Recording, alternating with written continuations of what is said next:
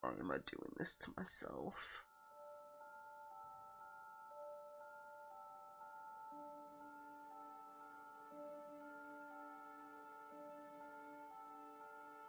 Hello everyone, how are you doing on this fine day? If you are new here, hi, my name is Noah and I am The Bookworm. And here we do things to do with books and game books. So today we are talking about Married to My Grumpy Minotaur Boss. This is a monster romance that was actually released this year. And I'm just going to dive into everything because this wasn't a bad read, surprisingly enough. But there's some things that I need to talk about in it. So let's just go into it. So the story of the actual book is not that bad. We have two characters. We have Justine and Ronan. Ronan actually owns the network, and Justine, by looking on Ronan's computer, realizes that viewers and everything have dipped down to a dangerous point where the network is going to basically shut down. And she decides that she kind of needs to save it and thinks of some ideas. Which is the first and only time this happens where she kind of has a backbone in the whole book. So what they do is they decide to put him on a fake reality TV show. You know, the ones where it's like Married for a Day and stuff like that? That's kind of what they do with this giant Minotaur boss who's like known as like the heartthrob and all that jazz, who's very, very grumpy and just doesn't want a relationship. They kind of force it onto him. And things just kind of go on from there. And that's the story. The story is of them doing this reality TV show, of all these things where Justine has to fill in for a place. So they have to do all these like little puzzles and stuff to be like, we're actually on one and stuff like that. It's actually very good. It's very well written. That part of the book. Just the other things that there's a bit of an issue. The sparse isn't that bad. I'm even going to say not very realistic, which, not surprising because it's the Minotaur and a human. But there's certain things that happen in it where it's like, come on now, that I get that people have things that they enjoy and they like, but Okay. the plot is it's steady. It's not like it dips or anything like that. It's kind of like a standard kind of like, it doesn't go high, it doesn't raise to like this point at all. It goes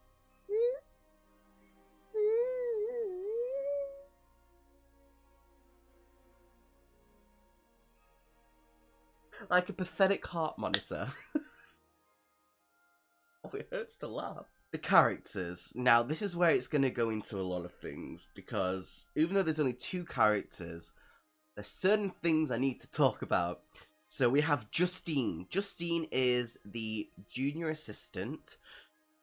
She's very spineless, not confident at all, apparently has a high sex drive that her ex basically was like, no one wants that in the bedroom. Everything you want is bad in the bedroom, and that's where her confidence has disappeared from, which is, I get it. People have that in real life where someone kind of dismisses what someone wants in the bedroom, in their life, and stuff like that, and that should never happen, But then there's Ronan. So Ronan has, this is where I'm going to butcher a word, has a hereditary heart disease, and because of that, he doesn't want kids. Well, Justine does. But it's understandable why he doesn't want kids because of that. Because he has PTSD. Because he saw his dad die from this heart disease. And because of that, with the PTSD, he has nightmares of his dad's death. And at certain points in the story, like very much near the beginning, where they kind of have to share a bedroom. Nothing happens in the beginning, but because he sets boundaries, and boundaries are always good, even if you yourself don't stick to them, even though you set them. He has these like living nightmares of them, where he doesn't realize he's had the nightmares, and that's how Justine kind of gets close to Ronan, because she's a very caring person. And it happens like twice in the whole book, and then it magically disappears because she's gotten close to Rhoda, so therefore it doesn't exist anymore. There's also the fact that while they're building this relationship, and his walls do break, he does celebrate them, and the whole thing of him not wanting to be in a relationship, not wanting kids, while Justine wants the complete opposite. There's also that whole, this could be a mate bond, I'm not going to listen to it, I'm not going to touch them, we've set boundaries. He himself breaks the boundaries. Don't know why he set them in the first place if he knows he's not going to stick to them. The only good thing that he does, Ronan, is that he helps her feel more confident with not just her body, because apparently she's a little bit larger. It doesn't matter what body size you are, you should always feel confident and proud of yourself. Everyone's unique and different, just saying. So it doesn't need to be a very specific thing in a book to be like, well, you need this body confidence if you're going to be like that. That irks me a little bit. But he does make her feel body confident, which I like, I enjoy. And also, he also makes her feel confident with the things that she wants and needs in the bedroom, because the ex that she was originally with told her that her wants in the bedroom are bad and she should never have them, and that's not how things are going to be. And he basically tells her that's not how it works.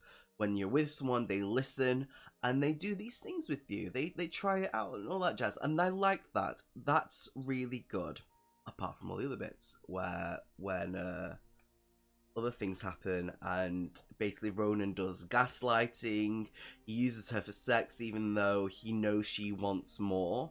And then when she eventually does kind of tell him off, he basically becomes a whiny little so-and-so.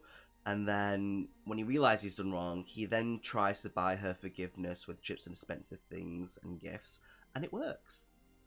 That's pretty much it. So there's that with the characters. Not the best, very annoying. If I was going to read something like this, I would want better main characters for something like this. The story itself is good. The characters, not so much. Rereadability, for me, I'm not going to read this again.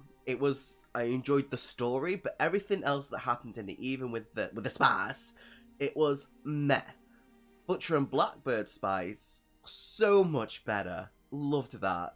This one, I didn't care for it. Fun factor, not really. I didn't laugh, I didn't giggle about anything, I didn't go tee about anything, you know.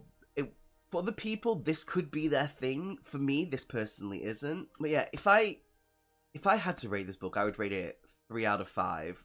The only reason why it's got 3 is because the story itself is a decent little bit of the book. The only reason why it's dropped down is because of all the gaslighting, the using, her kinks that she has is all about being submissive and stuff like that. And it's not believable.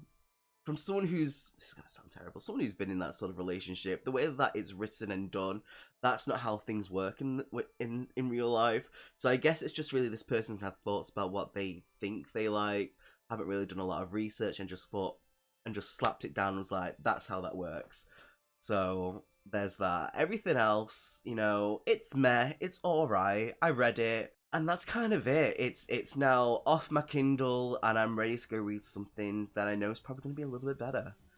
But that's literally my thoughts on everything. I want to know if you've read anything like this, or is there any recommendations that you think, okay, maybe because you enjoy that, you can read this.